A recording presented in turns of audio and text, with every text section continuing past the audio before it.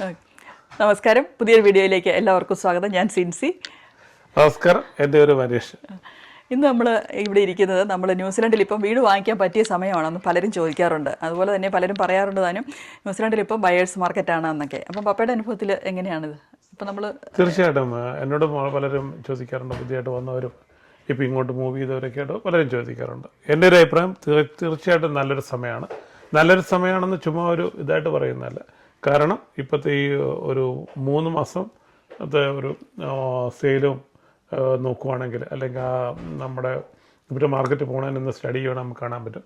കഴിഞ്ഞ 2 മാസം കുറച്ച് ഇതാണ്. ഇപ്പം വീണ്ടും ഒരു ഈ ഒരു ഇത് വരുന്നത് മാർക്കറ്റിൽ ശരിക്കും എന്നാ പറഞ്ഞ പ്രോപ്പർട്ടി സെല് ചെയ്ത് പോകുന്നുണ്ട്. എന്താണ് അനുകൂല ബയേഴ്സ് മാർക്കറ്റാണെന്ന് പറയാൻ കാരണം എന്ന് പറഞ്ഞു കഴിഞ്ഞാൽ, ഒന്ന് ഇൻട്രസ്റ്റ് റേറ്റ് താഴ്ന്നു വരുന്നു, 2 ഗവൺമെൻറ് വാല്യൂവിനേക്കാളും കൗൺസിൽ വാല്യൂവിനേക്കാളും ശരിക്കും ഒരു 100 to 200,000 ഡിഫറൻസിലാണ് ഇപ്പോഴത്തെ മാർക്കറ്റിൽ പ്രോപ്പർട്ടി സെല് ചെയ്തുകൊണ്ടിരിക്കുന്നത്. അത് വളരെ ഒരു അഡ്വാൻറ്റേജാണ്. അത് ശരിക്കും ബയേഴ്സിന് അനുകൂലമാണ്. പിന്നെ ഒരു കാര്യം, ഇൻവെസ്റ്റേഴ്സിൻ്റെ നമ്പർ ഇപ്പം കുറവാണ്. അതും നമുക്കൊരു അഡ്വാൻറ്റേജാണ്. അതെ. അപ്പോൾ നമ്മൾ ഒരു വീട് മേടിക്കാൻ വേണ്ടി പ്ലാൻ ഇടുന്നവർ, അല്ലെങ്കിൽ ഇപ്പോൾ ഒരു പുതിയതായിട്ട് ജോലി കിട്ടിയിട്ടുള്ള കപ്പിളാണ്, അപ്പോൾ അവർ വീട് മേടിക്കണം, നിയർ ഫ്യൂച്ചർ വീട് മേടിക്കണം എന്ന് പ്ലാൻ ഇടുന്നവരോട് നമുക്ക് ആദ്യമായിട്ട് പറയാൻ പറ്റിയൊരു കാര്യം തന്നെയായിരിക്കും. അവരോട് പറയാൻ ആദ്യത്തെ ഉള്ള കാര്യം എന്ന് വെച്ച് കഴിഞ്ഞാൽ, നമ്മൾ മനസ്സിനൊന്ന് പ്രിപ്പയർ ആവണം. കാരണം ഇതൊരു നിസ്സാരമല്ല, ഒരു വലിയൊരു ഇൻവെസ്റ്റ്മെൻ്റ് ആണ്.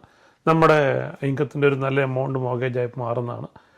കാര്യം റെൻറ്റിൻ്റെ എക്സ്പെൻസ് പോകുന്നുണ്ട് എന്ന് പറഞ്ഞാൽ പോലും ഇതൊരു വലിയൊരു ഡിസിഷൻ നമ്മൾ എടുക്കുന്നത്. കാരണം ലോകത്തിൻ്റെ വേറെ രാജ്യത്ത് വന്ന് അവിടെ ഇൻവെസ്റ്റ് ചെയ്യുന്നത് എങ്ങനെയാണ്, പല കാര്യങ്ങളും കേൾക്കും. അപ്പം അതിന് പ്രിപ്പയർ ചെയ്യുക. രണ്ടാമത്തെ കാര്യം, നമ്മൾ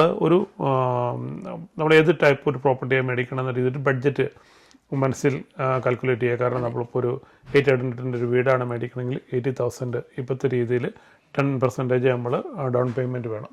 അപ്പം അത് എങ്ങനെ നമുക്ക് അതിലെത്താൻ പറ്റും? കുറച്ചൊക്കെ സേവിങ്സ് എല്ലാവരും കാണുമായിരിക്കും. പക്ഷേ എങ്കിലും നമ്മുടെ ഇതിനൊരു പീരീഡിനുള്ളിൽ നമ്മൾ വെക്കുന്നൊരു ഇപ്പോൾ ഇതാണ് ഇപ്പം അഡ്വാൻറ്റേജ് ടൈമാണെന്ന് നമ്മൾ പറയേണ്ട കാര്യമില്ല. നമ്മൾ ഈ പറഞ്ഞ ഡിപ്പോസിറ്റ് ഉണ്ടാക്കുന്നതിന് സമയം വന്ന് കൂടുതലായി കഴിഞ്ഞാൽ നമുക്ക് ഇപ്പം മേടിക്കാൻ പറ്റാതിരിക്കും. അപ്പം അതിനെ പറ്റിയുള്ളൊരു ഇതുണ്ടാക്കുക. പിന്നെ നമ്മുടെ എക്സ്പെൻസും ഇൻകം എക്സ്പെൻസും തമ്മിലുള്ള റേഷ്യോ ഒന്ന് ഇത് ചെയ്യുക. അപ്പോൾ അതിനകത്ത് നമുക്ക് വളരെ അത്യാവശ്യമായിട്ടുള്ള എക്സ്പെൻസുകൾ നമുക്ക് ഒരിക്കലും ഒഴിവാക്കാൻ പറ്റത്തില്ല. അതല്ല, നമുക്ക് ഒഴിവാക്കാൻ പറ്റുന്ന എക്സ്പെൻസുകളുടെ ഒരു ഫിഗർ കണ്ടുപിടിക്കുക. ആ ഫിഗറും നമ്മുടെ ഇൻവെസ്റ്റ് ചെയ്യാൻ പോകുന്ന ഇതിനകത്ത് ഇപ്പോൾ നമുക്കിപ്പം വെബ്സൈറ്റുകളിലല്ല, ബാങ്കുകളുടെയൊക്കെ വെബ്സൈറ്റുകളിൽ കാൽക്കുലേറ്ററൊക്കെ ഉണ്ട്. അപ്പോൾ അതിനകത്തിട്ട് നമുക്കിപ്പോൾ 800 മേടിക്കേണ്ടത്. അപ്പോൾ എനിക്ക് വീക്കിലി പേയ്മെൻറ്റ് വരും. ഇപ്പോൾ ഇത്രയാണ് എനിക്കിപ്പം വരുന്ന എക്സ്പെൻസുകൾ. ഇത് ഇത്ര ഒഴിവാക്കി കഴിഞ്ഞാൽ, ഇത്രയൊന്ന് സേവ് ചെയ്യാൻ നോക്കിയാൽ, അല്ല ഒന്ന് കട്ട് ചെയ്ത് കഴിഞ്ഞാൽ എനിക്കത് റീച്ച് ചെയ്യാൻ പറ്റും എന്ന് ഇത് ചെയ്യുക. പിന്നെ ഒരു കാര്യം എന്ന് വെച്ചാൽ, ഇതൊരു ഫാമിലിയുടെ ഒരു മൂവാണ്. അപ്പോൾ എല്ലാവരും നല്ലൊരു ഓപ്പൺ ഡിസ്കഷൻ എപ്പോഴും നല്ലതാണ്. കാരണം നമുക്ക് എങ്ങനെയാണ് ഇതിലേക്ക് എത്താൻ പറ്റുന്നതെന്ന് രണ്ടു കൂട്ടരും, ഹസ്ബൻഡ് വൈഫ്, കുട്ടികളും മനസ്സിലാക്കാറാണെങ്കിൽ അവരോടും പറയണം, അവരും അറിഞ്ഞിരിക്കണം. എന്നാലേ ഉള്ളൂ നമുക്ക് ഈ എക്സ്പെൻസിനെ ഇത് ചെയ്യാൻ പറ്റും. കാരണം എക്സ്പെൻസിനെ ഇത് ചെയ്യാനായിട്ട് എൻ്റെ നമ്മളിങ്ങനെ ഓഫീസിലൊക്കെ സംസാരിക്കുക, മറ്റുള്ളവരോട് സംസാരിക്കുക, അവർ പറയുന്നത് അവർ ചെയ്തൊരു ടെക്നിക്ക് വർഷങ്ങൾക്ക് മുമ്പേ നമ്മളോട് പറഞ്ഞു തന്നൊരു കാര്യമാണ്.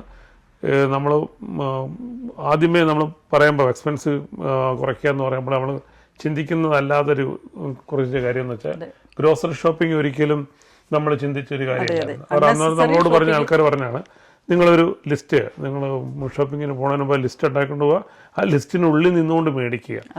അപ്പം നമുക്ക് അതിൻ്റെ ശരിക്കും ഡിഫറൻസ് അറിയാൻ പറ്റും. നമ്മൾ അനാവശ്യമായിട്ട് അവിടെ നിന്ന് ഇവിടുന്ന് പെറുക്കിയെടുക്കുന്ന കാര്യങ്ങളെ നമുക്ക് ഒഴിവാക്കി ഫോക്കസ് ആയിട്ട്, ഇതാണ് എൻ്റെ ലിസ്റ്റ്, ഇതിൻ്റെ ആവശ്യം എനിക്ക് ആവശ്യമുള്ളൂ എന്ന് പറഞ്ഞാൽ അതുകൊണ്ട് കാര്യം നടക്കുകയും ചെയ്യും. എന്നാൽ നമുക്കൊരു നല്ലൊരു $70-70 ഒരാഴ്ച സേവ് ചെയ്യുക, അത് മതി. ഒരു സേവിങ്സ് ആയിട്ട് നമുക്ക് കൊണ്ടുവരാൻ പറ്റുന്നത്. അതുപോലെ തന്നെ ആദ്യമേ തന്നെ വീട് ജോലി കിട്ടിയിരിക്കുന്നവർക്ക് ചെയ്യാവുന്ന ഒരു കാര്യം എന്ന് പറഞ്ഞെങ്കിൽ, റെസിഡൻസി ഒക്കെ കിട്ടിക്കഴിഞ്ഞെങ്കിൽ കിവി സേവർ തുടങ്ങാമെന്നുള്ളത് ഒരു കാര്യമാണ്. അപ്പം പിന്നെ കിവി സെർവറിന്റെ പെർസെൻറ്റേജ് കൂട്ടുക എന്നുള്ളത് എല്ലാവരും ആദ്യ സമയത്ത് നമുക്ക് എപ്പോഴാണെങ്കിലും മാറ്റാവുന്നല്ല. അപ്പം ആ മിനിമം പെർസെൻറ്റേജ് നിൽക്കാതെ കുറച്ച് കൂടുതൽ ഇത് ചെയ്യുക. കാരണം നമ്മളിപ്പം അക്കൗണ്ടിലും പൈസ എല്ലാം നേരിടുന്ന സാലറിയിൽ നിന്ന് പോകുമ്പോൾ നമുക്കത് ഒരു നല്ല കാര്യം ഇത് തന്നെയാണ്. നമുക്ക് വലിയ ബുദ്ധിമുട്ട് കാണുമ്പോഴാണല്ലോ ചിലവാക്കാൻ തോന്നുന്നത്. അതെ, അതൊരു നല്ല. അതുപോലെ തന്നെ നമ്മൾ അടുത്തതായിട്ട് ചെയ്യണമെങ്കിൽ നമ്മുടെ ബഡ്ജറ്റ് ഒരു ഏത് വീടാണ് നമ്മൾ വാങ്ങിക്കേണ്ടത്, ഏതായിരിക്കണം നമ്മുടെ ബഡ്ജറ്റ് എന്നുള്ളത്. നമ്മളിപ്പോൾ 500-ൻ്റെ ആണോ 600-ൻ്റെ ആണോ, നമുക്ക് ആ വീടിൻ്റെ ഒരു ബഡ്ജറ്റ് നമുക്ക് ആദ്യമായിട്ട് വീടിൻ്റെ ബഡ്ജറ്റ് എന്ന് പറയുമ്പോൾ തന്നെ ഒന്ന് നമ്മൾ ഇപ്പോൾ പറഞ്ഞത് തന്നെയാണ്. കാരണം നമുക്ക് നമ്മുടെ ഇൻകവും പിന്നെ ഇനീഷ്യൽ ഡിപ്പോസിറ്റും ഒക്കെ മീറ്റ് ചെയ്യാൻ പറ്റുന്ന ഒരു ഫിഗറിൽ നമുക്ക് എത്താൻ പറ്റും. അതിപ്പം ഓരോരുത്തർക്കും അങ്ങോട്ടും വ്യത്യാസം വരുന്ന പറഞ്ഞാലും അതിൽ ബേസ് ചെയ്ത് നമുക്ക് കാര്യങ്ങൾ ആലോചിക്കാൻ പറ്റും. അതെ അതെ. ഇനി അടുത്ത് ചെയ്യാൻ പറ്റുന്നതെന്ന് പറഞ്ഞെങ്കിൽ ഗവൺമെന്റിന്റെ സബ്സിഡികൾ എന്തെങ്കിലും കിട്ടുമെന്ന് നമ്മൾ ഗവൺമെന്റ് സബ്സിഡി ഓപ്ഷൻസ് ഇത് ചെയ്യുക. ഇപ്പം സബ്സിഡി ഓപ്ഷൻ ഇപ്പം സബ്സിഡി ഓപ്ഷൻ അല്ലാതെ കഴിഞ്ഞ ത്രൂ മേടിക്കുവാണെങ്കിൽ 5% മീൻസ് 10% പകരമായിട്ട് 5% ഡിപ്പോസിറ്റ് മതി എന്നുള്ളതാണ്. പക്ഷെ അതെ, അതിനകത്ത് രണ്ടുപേരുടെയും കൂടെ ഫാമിലി ഇൻകം ഇത്ര ഇതിലായിരിക്കണം എന്നുണ്ട്. അതല്ലെങ്കിൽ ഒരാൾ വർക്ക് ചെയ്യുന്നില്ലെങ്കിൽ അടുത്ത ആൾക്ക് ഇത്ര ഇത് ചെയ്യാന്നുള്ളതുകൊണ്ട് അങ്ങനെയുള്ള മീൻസ് ക്രൈറ്റീരിയ മീറ്റ് ചെയ്യുക. നമ്മൾ കൂടുതൽ അതിനെപ്പറ്റി പറയുന്നത് കൈങ്ങോറയുടെ വെബ്സൈറ്റിലെല്ലാം കാര്യങ്ങളും എഴുതിയിട്ടുണ്ട്. കാരണം കൈങ്ങോറായെന്നല്ല നമ്മളത് വാങ്ങിക്കുന്നത്. നമ്മളെല്ലാ മീൻസ് ലോൺ പ്രോസസ്സ് നടത്തുന്നത് ബാങ്കുകൾ തന്നെയാണ്. കൈങ്ങോറ എലിജിബിലിറ്റി ഉണ്ടെങ്കിൽ നമുക്ക് 5% ഡിപ്പോസിറ്റ് മതി എന്നുള്ളതാണ്. കൂടുതൽ കാര്യങ്ങൾ ഇപ്പം വളരെ ഈസി ആയിട്ട് അറിയാവുന്നതുള്ളൂ അങ്ങനത്തെ രീതിയിൽ. ഇല്ലെങ്കിൽ നമുക്ക് ആൾക്കാർ കമന്റ് ബോക്സിൽ പറയുവാണെങ്കിൽ നമുക്ക് അതിന്റെ ഡീറ്റെയിൽ അടുത്ത വീഡിയോയിൽ വ്യക്തമായി പറയാവുന്നേ ഉള്ളൂ. അതെ അതെ അതെ. ഇനി നമുക്ക് വീട് വാങ്ങിക്കാൻ വേണ്ടി നമ്മൾ പ്ലാനിട്ടു. ഇനി എവിടെയാണ് നമ്മൾ വീട് വാങ്ങിക്കേണ്ടതെന്നുള്ളത് അതല്ലേ. അതൊരിപ്പം നമ്മളിപ്പോൾ താമസിക്കുന്നത് ഈ പാപ്പറ്റോയിലോ അല്ലെങ്കിൽ ഈസ്റ്റിലാണ് താമസിക്കുന്നത്, അല്ലെങ്കിൽ സൗത്തിലാണ് താമസിക്കുന്നത്. വീട് വാങ്ങിക്കാൻ പറ്റിയ സ്ഥലം എവിടെയാണെന്ന് എങ്ങനെ ആളുകൾ മനസ്സിലാക്കുന്നു? ഇപ്പം പലരും ചോദിക്കുന്ന കാര്യമാണല്ലോ, അവിടെ വീട് മേടിച്ചത് നല്ലതാണോ ചേട്ടാ, ഇവിടെ വീട് മേടിച്ചത് നല്ലതാണോ എന്ന്. അപ്പോൾ അതിന് പപ്പയ്ക്കുള്ള അഡ്വൈസ് എന്തായിരിക്കും? നമ്മളിപ്പോൾ നമ്മുടെ ഒരു അനുഭവത്തിൽ നിന്ന് പറയുകയാണെങ്കിൽ വീട് മേടിക്കുമ്പോൾ എപ്പോഴും നമ്മൾ നോക്കേണ്ടതെന്ന് വെച്ച് കഴിഞ്ഞാൽ ഒന്ന് നമ്മുടെ ജോലി, നമ്മുടെ രണ്ടുപേരുടെയും ജോലിയുടെ അവിടെ നിന്ന് ഒത്തിരി ദൂരം അല്ലാതെ. അപ്പോൾ നമ്മൾ കുറച്ച് ദൂരം പോകുമ്പോൾ നമ്മൾ അതിന് കൊടുക്കുന്ന കുറച്ച് കാര്യങ്ങളുണ്ട്. ഒന്ന് സ്കൂളിൻ്റെ പ്രയോറിറ്റി വരും. നല്ല സ്കൂളാണ്, സ്കൂൾ സോണിലേക്ക് പോകാൻ വേണ്ടിയിട്ട് നമ്മൾ ചിലപ്പം പേരൻസ് കുറച്ച് ഡ്രൈവ് ചെയ്യാൻ തയ്യാറാവും. അവരുടെ ജോലിയുടെ മീൻസ് ഇപ്പം ഇമ്മീഡിയറ്റ് ആയിട്ട് ജോലി മാറുക അങ്ങനത്തെ സാഹചര്യങ്ങൾ, ഇപ്പോൾ ഹോസ്പിറ്റലിലേക്ക് വർക്ക് ചെയ്യുന്നവർക്ക് ഈ പെട്ടെന്നെടുത്ത് അവരുടെ ആ നല്ല മേഖലയിൽ നിന്ന് മാറാൻ പാടായിരിക്കും. അല്ലെങ്കിൽ ഇങ്ങനെ മറ്റു പല സബർബിലുള്ള ചെറിയ ഹോസ്പിറ്റലുകളൊക്കെ ആയിരിക്കും. അപ്പോൾ അതുകൊണ്ട് നമ്മുടെ ജോലി ഇതിനാണ് പ്രയോറിറ്റി ഇത് ചെയ്യുന്നത്. രണ്ടാമത് സ്കൂൾ സോൺ നോക്കിയിട്ടാണ്. മൂന്നാമത്തത് പബ്ലിക് ട്രാൻസ്പോർട്ട് ഒരു ഘടകമാണ്. നാലാമത്തത് സബർബുകൾ തന്നെ ചില കാര്യങ്ങളുണ്ട്. നമുക്ക് സബർബുകൾ ചൂസ് ചെയ്യുമ്പം അതിനെ ഇത് ചെയ്യുന്നുണ്ട്. പിന്നെ മീൻസ് ചില ആൾക്കാർ നമ്മളിപ്പോൾ വന്നു കഴിയുമ്പം ചില ഒരു ഏരിയയിലായിരിക്കും ആദ്യം വരുന്നത്. ആ ഏരിയയിൽ നിന്ന് മാറാനുള്ള ഇപ്പം ഞങ്ങൾ വർഷങ്ങളായിട്ട് സൗത്തിൽ തന്നെ സൗത്തും സൗത്ത് ഈസ്റ്റും ഒക്കെ ആയിട്ട് താമസിക്കുന്ന ആൾക്കാരാണ്. കാരണം നമുക്കിപ്പം ആ കംഫർട്ട് സോണ് അങ്ങനെ ആയി അങ്ങനെ സെറ്റപ്പ് ബിൽഡ് ചെയ്തു. പ്രത്യേകിച്ച് ശരിയാണ്, നമ്മളിവിടെ വന്നേക്കുന്ന മൈഗ്രൻ്റ് ആണ്, നമുക്ക് പ്രത്യേകിച്ച് വീട് മാറുന്നതിനകത്ത് പ്രത്യേകിച്ച് കാര്യമൊന്നുമില്ല എന്നൊക്കെ പറഞ്ഞാലും ഉള്ളിൽ ഒരു ചെറിയൊരു അറ്റാച്ച്മെന്റ് ഉണ്ടാവും എന്നുള്ളത് അപ്പം പേഴ്സണൽ ചോയ്സ് ആണ്. പക്ഷെ ഹൈലൈറ്റ് ചെയ്യേണ്ട കാര്യം സ്കൂള്, നമ്മുടെ ജോലി. കാരണം അല്ലാതെ നമ്മൾ സൗത്ത് മേടിച്ച് വെസ്റ്റിലേക്ക് അല്ലെങ്കിൽ ഈസ്റ്റിലേക്കൊക്കെ പോകുമ്പോൾ അതിൻ്റെയൊക്കെതായ ബുദ്ധിമുട്ടുകൾ നമ്മുടെ കാലക്രമേണ വരും. പിന്നെ ഒരു ഇതൊന്നും ഫോർ എവർ അല്ല, നമുക്ക് വിറ്റിട്ട് വേറെ മേടിക്കാൻ പാടില്ലായൊന്നുമില്ല. ഇവിടെ എന്തെങ്കിലും ഒരു സജഷൻ വെക്കുന്നുണ്ട്. അതെ.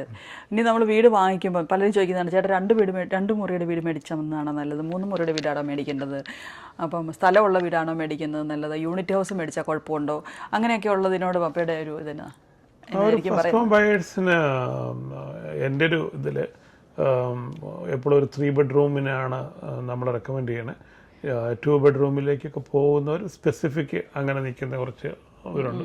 അല്ലാതെ ഒരു ജനറൽ ഇതിലെടുക്കുകയാണ് 3 എന്തുകൊണ്ടാണ് 3 ബെഡ്റൂം എന്ന് പറയാന്ന് വെച്ചാൽ 3 ബെഡ്റൂമിനാണ് ഒരു മാർക്കറ്റിൽ ഒരു എപ്പോഴും ഒരു ഇതുള്ളതാണ്. കാരണം 2 കുട്ടികൾ പിന്നെ അവർക്ക് അവരുടെ റൂം വേണമെന്നൊക്കെ പറഞ്ഞാൽ പേരൻസിന് അങ്ങനത്തെ രീതിയിൽ മാർക്കറ്റിൽ എപ്പോഴും തന്നെ റെന്റിന് ഇൻ കേസ് നമ്മളൊന്ന് അപ്ഗ്രേഡ് ചെയ്യുവാണ്, നമ്മൾ വേറൊരു പ്രോപ്പർട്ടിയിലേക്ക് ഇത് നമ്മൾ ശരിക്കും ഇൻവെസ്റ്റ്മെന്റ് ആയിട്ട് അടുത്ത സ്റ്റേജ് മാറുവാണെങ്കിൽ നമുക്ക് റെന്റിന് ഉള്ള കാര്യങ്ങൾക്കും റീസെയിൽ വാല്യൂ റെന്റിന് ഇത് ചെയ്യാനുള്ളത് മീൻസ് ഇൻവെസ്റ്റ്മെന്റ് പർപ്പസിലേക്ക് വരുമ്പോൾ അതിന്റെ ഒരു റെന്റ് കൂടുതൽ കിട്ടാനുള്ളതുകൊണ്ട് അപ്പോൾ റിട്ടേൺ കൂടുവാണ്. അപ്പൊ അങ്ങനത്തെ ഒരു ഗുണമുണ്ട്. പിന്നെ റീസെയിലിന് ഏത് സമയം മാർക്കറ്റിൽ 3 ബെഡ്റൂമിന് ഒരു ഡിമാൻഡ് ഉണ്ട്. കാരണം ഒരു എന്നാ പറഞ്ഞാൽ ഒരു നോർമൽ ഫാമിലിക്ക് എപ്പോഴും ഐഡിയൽ ആയിട്ടുള്ളത്. അപ്പോൾ 3 ബെഡ്റൂം എൻ്റെ ഒരു റെക്കമെൻഡേഷൻ 3 ബെഡ്റൂം ഇതിലാണ്. അത് താഴത്തേക്ക് പോകണം, മേളിലേക്ക് പോകുന്നതിനകത്തും നമ്മുടെ പ്രയോറിറ്റി, നമ്മുടെ ബഡ്ജറ്റും ബഡ്ജറ്റോടെ ആവശ്യങ്ങൾ, എക്സ്റ്റൻഡഡ് ഫാമിലി, ഇങ്ങനെ പല കാര്യങ്ങളിനകത്ത് വരുന്നുണ്ട്. അപ്പോൾ നമ്മൾ വീട് മേടിക്കുന്നതിനെ പറ്റി തയ്യാറെടുക്കാൻ വേണ്ടി മാനസികമായി തയ്യാറെടുക്കാനുള്ള ഒരു കുറച്ച് കാര്യങ്ങളൊക്കെയാണ് നമ്മളിപ്പോൾ ഇതിൻ്റെ അകത്ത് ഡിസ്കസ് ചെയ്തത് അല്ലേ. ഇനിയും ഉണ്ട് വീട് വാങ്ങിക്കുന്നതിന് മുമ്പിൽ കുറച്ചുകൂടെ കാര്യങ്ങളൊക്കെ ചെയ്യാനുണ്ട്. നമുക്ക് ഇപ്പം നമ്മൾ പറഞ്ഞ കാര്യങ്ങളൊന്നും നമുക്കൊന്ന് ക്രോഡീകരിച്ചാലോ, എന്തൊക്കെയാണ് നമ്മൾ പറഞ്ഞതെന്ന്. ഉറപ്പായിട്ടും നമുക്ക് ആദ്യമായിട്ട് നമ്മൾ ചെയ്യുന്നത് നമ്മൾ മാനസികമായിട്ട് നമ്മൾ പ്രിപ്പയർ ചെയ്യണം അല്ലേ, നമ്മൾ വീട് വാങ്ങിക്കാൻ വേണ്ടി. അതാണ്. അത് കഴിഞ്ഞ് നമ്മൾ ബഡ്ജറ്റ് തയ്യാറാക്കുക, എങ്ങനെ ഏത് രീതിയിലുള്ള വീടായിരിക്കണം, നമ്മുടെ ബഡ്ജറ്റ് എന്തായിരിക്കണം, അങ്ങനെയൊക്കെയുള്ള കാര്യങ്ങൾ. ടോട്ടൽ നമുക്ക് അഫോർഡബിൾ ആയിട്ടുള്ള ബഡ്ജറ്റ് ഏതാണ്, നമുക്ക് സേവിങ്സ്, അതുപോലെ തന്നെ എക്സ്പെൻസുകൾ എങ്ങനെയാണ്, നമുക്ക് ഒഴിവാക്കാവുന്ന എക്സ്പെൻസുകൾ എന്തൊക്കെയാണ്, സബർബ് എവിടെയാണ് നമുക്ക് മേടിക്കേണ്ടത്, ഏത് സ്കൂൾ സോണാണ് നമുക്ക് വേണ്ടത്, പിന്നെ നമ്മുടെ ഡൗൺ പേയ്മെന്റിലേക്ക് നമുക്ക് എങ്ങനെ ഇനിഷ്യൽ ഇൻവെസ്റ്റ്മെന്റ് നമുക്ക് എങ്ങനെ റീച്ച് ചെയ്യുക, അതിനു വേണ്ടിയുള്ള ഒരു തയ്യാറെടുപ്പുകൾ എന്തൊക്കെയാണ്, പിന്നെ കൈങ്ങോർ എലിജിബിലിറ്റി നമുക്ക് കൊണ്ടുവന്ന് നോക്കുക, പിന്നെ കൈങ്ങോർ എലിജിബിലിറ്റി ഇല്ലെങ്കിൽ അടുത്ത സ്റ്റെപ്പ് എന്തെന്നുള്ളത് അങ്ങനത്തെ കാര്യങ്ങൾ, പിന്നെ ഇതിന്റെ ക്യൂസർവ് ബ്രേക്ക് ചെയ്യുന്നത്, പിന്നെ ക്യൂസർവിലെ കോൺട്രിബ്യൂഷൻ കൂട്ടുന്നത്, ഇങ്ങനെയുള്ള ആ ബേസിക് കാര്യങ്ങളൊന്ന് പ്രിപ്പയർ ചെയ്യുക. പിന്നെ മെയിൻ ആയിട്ടുള്ളതൊന്ന് മാർക്കറ്റ് ഒന്ന് നോക്കുക. അപ്പം എന്തൊക്കെയാണ് മാർക്കറ്റ് നടന്നുകൊണ്ടിരിക്കുന്നത് എന്നൊരു അവയർനെസ് നമുക്കുണ്ടാവുന്നു. ഓരോ ആഴ്ചയിലും വരുന്നത് ഇപ്പം അപ്പോ ഡൗണോ അല്ലെങ്കിൽ ആ മന്തിലെ സെയിലോ അല്ലെ 2 ഫോർട്ട്നൈറ്റിലെ സെയിലോ ഇതൊക്കെ ഒന്ന് അവരവരും ചെയ്യുകയും പഠിക്കുകയൊക്കെ ചെയ്യുന്നത് നമുക്കൊന്ന് നമ്മളെ തന്നെ ഒന്ന് പ്രിപ്പയർ ചെയ്യാൻ ഗുണകരമായിരിക്കും.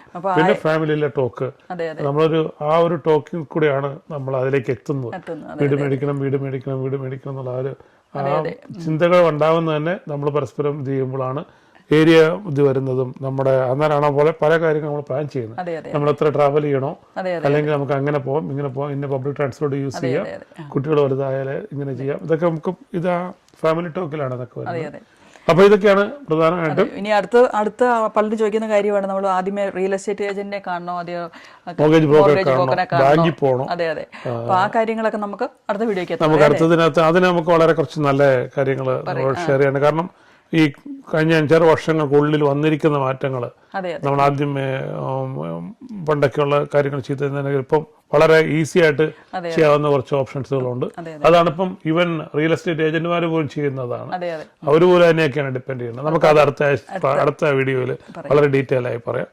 അത് നിങ്ങൾക്ക് ഉപകാരപ്രദമാണെന്ന് വിചാരിക്കുന്നു. നമ്മുടെ എക്സ്പീരിയൻസ് നമുക്ക് അത് ഷെയർ ചെയ്യാം. അപ്പോൾ ശരി, നമസ്കാരം.